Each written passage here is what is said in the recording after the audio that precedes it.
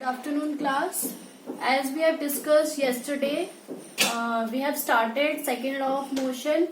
In that we have discussed momentum. आपने momentum पढ़ा था कल, हमने momentum का टॉपिक स्टार्ट कर दिया था. मैंने आपको समझा दिया था momentum क्या होता है, कि हम किसी भी बॉडी में कितना मोशन हो रहा है उसको उस क्वांटिटी को मेजर करने के लिए जो जिससे डिनोट किया जाता है वो P होता है, जिसको मोमेंटम कहा जाता है. ठीक है. उसके बाद हमने देखा था कि टेबल टेनिस का हमने एग्जांपल देखा था. टेबल टेनिस बॉल, ठीक है, एक टेबल टेनिस बॉल की वजह से जो चोट लगेगी और एक क्रिकेट बॉल की वजह से जो चोट लगेगी, क्या वो चोट किससे ज्यादा लगेगी, ये हमने देखा था. तो हमने देखा था कि जो क्रिकेट बॉल से चोट लगेगी वो ज्यादा लगेगी, क्योंकि उसका अमाउंट जो मोशन हो रहा है, उसका जो मोशन बहुत ज्यादा हो रहा है, मोमेंटम बहुत ज्यादा है. जिस फोर्स से क्रिकेट बॉल आके लगेगा, हिट करेगा, उसी वजह से जिसकी जो, और इसका मास क्या होता है, मास लेस होता है, लेस मास होता है. ठीक है. इसका मास कैसा होता है, as compared to table tennis ball more होता है. ठीक है, मोर मास होता है. एंड और दूसरा हमने क्या देखा था कि अगर मास कम होता है तो मोमेंटम भी क्या होता है, लेस होता है, लेस मोमेंटम. उसके बाद मोमेंटम लेस होगा तो इंजरी भी कैसी होगी, लेस इंजरी होगी. क्लियर. तो इसी तरीके से अगर क्रिकेट बॉल का मास ज्यादा है तो मोमेंटम भी क्या होगा, मोर होगा, मोमेंटम भी ज्यादा होगा, और इंजरी भी क्या होगी, ज्यादा होगी. इंजरी भी कैसी होगी, ज्यादा होगी.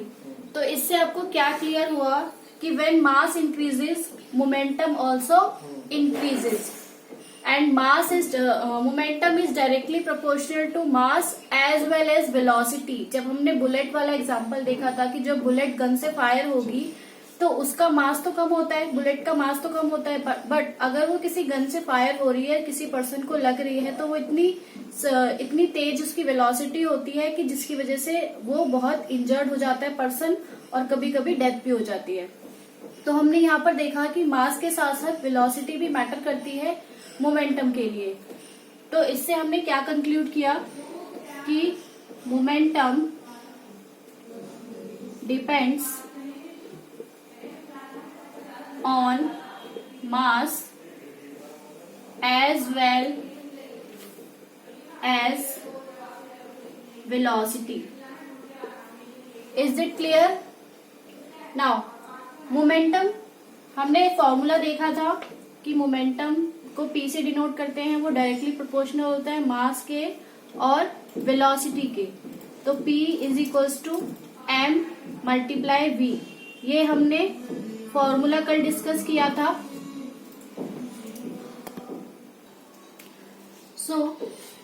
इसी मोमेंटम को रिलेट किया गया Newton second law of motion के साथ. कैसे रिलेट किया गया, the rate of change of momentum is proportional to the applied unbalanced force in the direction of force. इस डेफिनेशन को समझने के लिए let me give you an example. मान लो एक क्रिकेटर है जिसको की बॉल कराई गई. ठीक है. वो अगर बॉल बहुत ही स्पीड से उसको डाला जाएगा बैट्समैन को, तो वो उतनी ही स्पीड से फोर्स लगाएगा उस बॉल को हिट करने के लिए. ठीक है. और अगर कोई बॉल उसको थोड़ा स्लो में कराएगा तो वो उसमें फोर्स थोड़ा कम लगाएगा.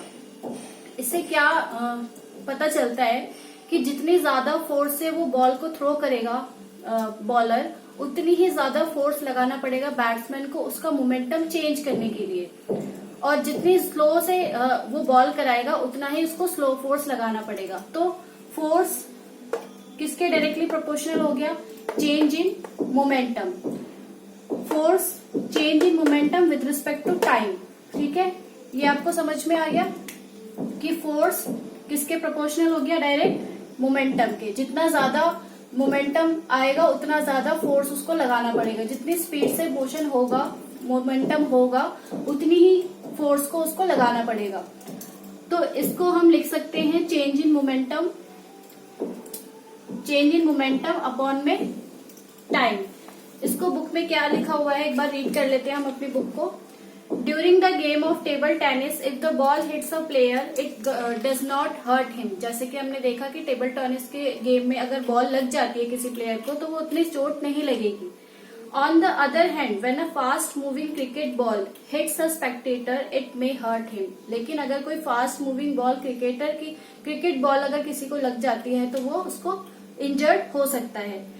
A truck at rest does not require any attention when parked along a roadside, but a moving truck, even at speed as low as 5 meters per second, may kill a person standing in its path. But अगर मान लो कोई truck है जो रुकी हुई है एक side में खड़ी है रोड के, तो वो इतनी इंजरी नहीं करेगी किसी पर्सन को। बट अगर कोई स्लो ही ट्रक आ रही है, अगर जिसकी स्पीड 5 मीटर पर सेकेंड की कोई ट्रक आ रहा है, अगर वो किसी पर्सन को हिट कर दे तो उसको चोट लग सकती है और कभी कभी किल भी हो सकता है person. A small mass such as a bullet में kill a person when fired from a gun. These observation suggest that the impact produced by object depends on their mass and velocity. और इसी observation जो हमने अभी पढ़ा previous class में कि इसी ऑब्जर्वेशन को देखकर कि बोला गया कि जो मोमेंटम है वो किस पे डिपेंड करता है, mass as well as velocity पे। Similarly if an object is to be accelerated we know that a greater force is required to give a greater velocity. Greater velocity के लिए हमें कैसा फोर्स लगाना पड़ता है, ग्रेटर। जैसा कि मैंने आपको बताया कि मोमेंटम को चेंज करने के लिए जितना मोमेंटम होगा उतना ही ज्यादा फोर्स लगाना पड़ेगा। सो फोर्स का फॉर्मूला क्या बन गया, change in momentum with respect to time. अब चेंज इन मोमेंटम को हम कैसे लिख सकते हैं, M V minus M U upon time. अभी हमने देखा था कि जो मोमेंटम होता है पी क्या होता है, M into V, mass into velocity. अब चेंज इन मोमेंटम के लिए mass into velocity, mass into velocity. अब ये वाली जो वेलोसिटी है वो है फाइनल वेलोसिटी, ये वाली जो वेलोसिटी है वो है initial velocity and this is time. तो चेंज इन मोमेंटम को हम इस तरीके से लिख सकते हैं, M V minus M U upon time. ये किसका फॉर्मूला आ गया, फोर्स का। This is Newton's second law of motion.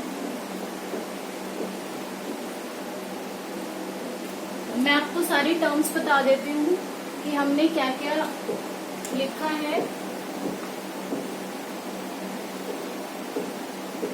यहाँ पर u क्या है, initial velocity,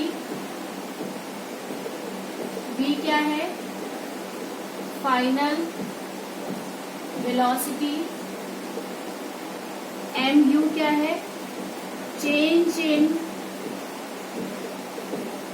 initial momentum, M V change in final momentum. Clear.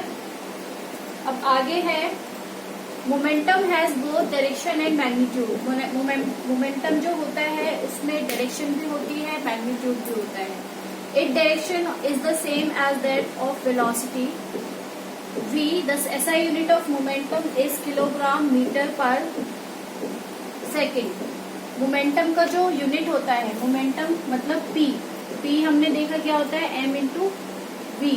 अब इसकी जो SI यूनिट होती है वो होती है किलोग्राम मीटर पर सेकेंड, और इसको हम इस तरीके से भी लिख सकते हैं, किलोग्राम मीटर पर सेकेंड। अब ये यूनिट कैसे आई, मास का यूनिट क्या होता है, किलोग्राम, वेलोसिटी का यूनिट क्या होता है, मीटर पर सेकेंड, तो यूनिट क्या हो गई, kilogram metre per second. Clear. Now since the application of an unbalanced force brings a change in the velocity of the object, it is therefore clear that a force also produces a change of momentum. जैसे कि मैंने आपको cricket वाला example दिया कि जब जितनी speed से बॉल आएगी बैट्समैन को उतना ही फोर्स लगाना पड़ेगा, है ना, और जितनी स्लो बॉल आएगी बैट्समैन को उतना स्लो फोर्स लगाना पड़ेगा. तो इस लाइन का ये लाइन यही इंडिकेट करती है कि force also produces a change of momentum. Next paragraph, let us consider a situation in which a car with a dead battery is to be pushed along a straight road to give it a speed of 1 meter per second, which is sufficient to start its engine. If one of two persons give a sudden push, unbalanced force to it, it hardly starts, but a continuous push over some time results in gradual acceleration of the car up to this speed. It means that the change of momentum the car is not only determined by the magnitude of the force but also by the time during which the force is exerted. It may damn also be conducted that the force necessary to change the momentum of object depends on the time rate at which the momentum is changed. ये पूरा जो paragraph है मैं आपको अच्छे से explain कर देती हूँ क्या कह रहा है इस पैराग्राफ में.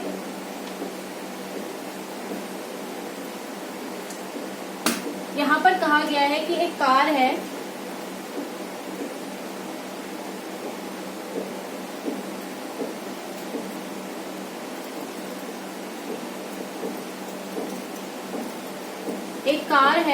ठीक है, जिसकी बैटरी डेड हो गई है. अब क्या हुआ कि 2-3 लोग आए और उन्होंने इस कार को धक्का लगाना स्टार्ट किया. 2-3 मिनट धक्का लगाया, उसके बाद उसने पुश करना छोड़ दिया. तो कार जब तक उन्होंने पुश किया तब तक वो कार चलना स्टार्ट करी और उसके बाद कुछ टाइम बाद रुक गई. तो यहाँ पर क्या देखा गया कि जैसे 2-3 लोगों ने साथ में पुश किया तो कुछ देर के लिए कार चली, उसके बाद रुक गई. बट जब उन्होंने दोबारा से धक्का लगाना स्टार्ट किया और उन्होंने काफी लंबे समय तक धक्का लगाया, उस कार को पुश किया, तो कार ने चलना स्टार्ट कर दिया और एक वेलोसिटी अटेन कर दी. इसका मतलब क्या है कि जब भी कोई एक साथ फोर्स लगाया जाता है लंबे समय तक तो जो वेलोसिटी है वो अटेन की जाती है. ठीक है, यही आपके इस पैराग्राफ में लिखा हुआ है. जो पूरा पैराग्राफ मैंने आपको पढ़ के सुनाया कि जो डेड कार था उसका जो मोमेंटम था, जब उसने काफी देर तक उस पर पुश किया उसका मोमेंटम क्या हो गया, चेंज हो गया. Depends on the time rate at which momentum is change. Momentum क्या हो गया, चेंज हो गया. तो सेकेंड लॉ ऑफ मोशन क्या स्टेट करता है कि rate of change of momentum of an object is proportional to the applied unbalanced force in the right direction of force. Second law of motion ने क्या state किया, the rate of change of momentum of an object is proportional